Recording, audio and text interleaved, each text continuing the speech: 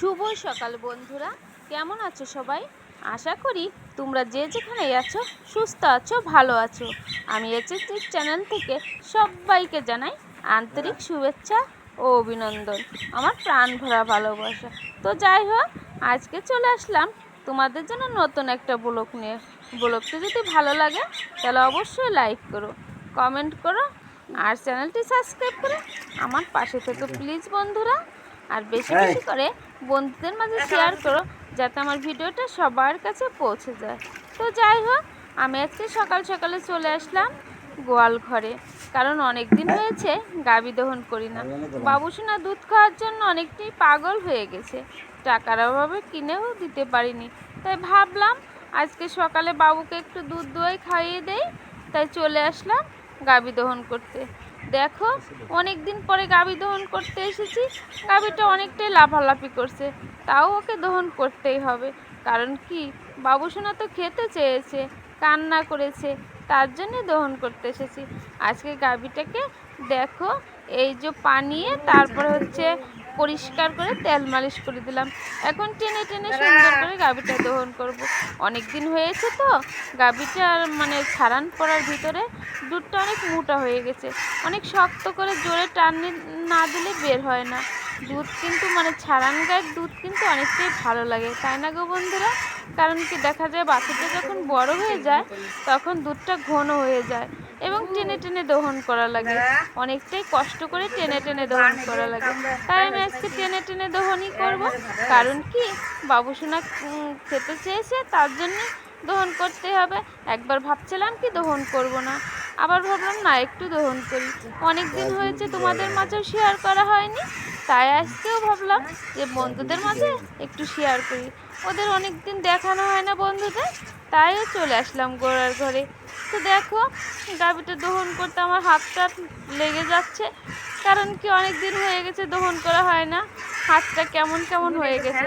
কারণ যদি অনেক দিন দহন করা না যায় তাহলে কিন্তু অভ্যাসটা হয়ে যায়, তাই হাতটাও লেগে গেছে।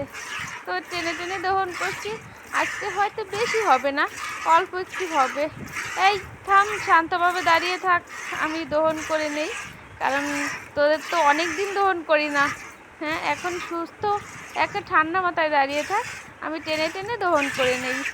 আজকে দহন করতে এসে আমার একটু ভালো লাগতেছে না, অনেক দিন পরে দহন করতে এসেছি তো কেমন কেমন জানি লাগছে।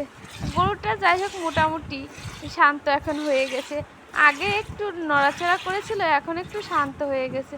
তো দেখো, বানে কিন্তু সেরকম দুধও নেই, তাও কি করব, টেনে টেনে অল্প অল্প করেই দহন করতে হবে। হয়তো হয়তো হাফ কেজির মতন হতে পারে এরকমটাই। কারণ ও এখন বাচ্চা দিবে, তো বাচ্চা দিবে সেই জন্যে হচ্ছে এখন দুধটা শুকায়ে যাচ্ছে। তো 2-3 মাস হয়েছে বাচ্চা দেবে, এরকমটা হয়েছে, মানে ওর পেটে বাচ্চা এসেছে, আর সেই জন্য দুধটাও টান দিয়েছে, এই জন্য আরও দহন করা হয়নি। আর অলসতা তো এখন বর্তমানে যে বৃষ্টি বাদল, আর দহন করতে ইচ্ছা হয় না। কাদা ফুলের ভিতরে দেখা যায় ওর বাছুরটা ঠিক মতন খাবারও দিতে পারে না, তাই ভাবি কি যে ওর মার দুধ ওই খেয়ে নিক, আমি আর দহন করব না। তাই গরুর ঘরে হয়তো আসি না এই জন্য। তো যাই হোক, আজকে তো অনেকদিন পরে চলে আসলাম তোমাদের মাঝে শেয়ার করার জন্য, যে বন্ধুদের মাঝে অনেকদিন শেয়ার করা হয়নি। আমি টেনে টেনে সুন্দর করে দহন করছি। দেখো, এখন আর দুধ বেরোচ্ছে না, যতই টানছি অল্প অল্প করে বেরোচ্ছে। দেখো, বাটে সেরকম দুধই নেই, টান দিচ্ছে একটু চেরত করে বেরোচ্ছে, আর বেরোচ্ছে না।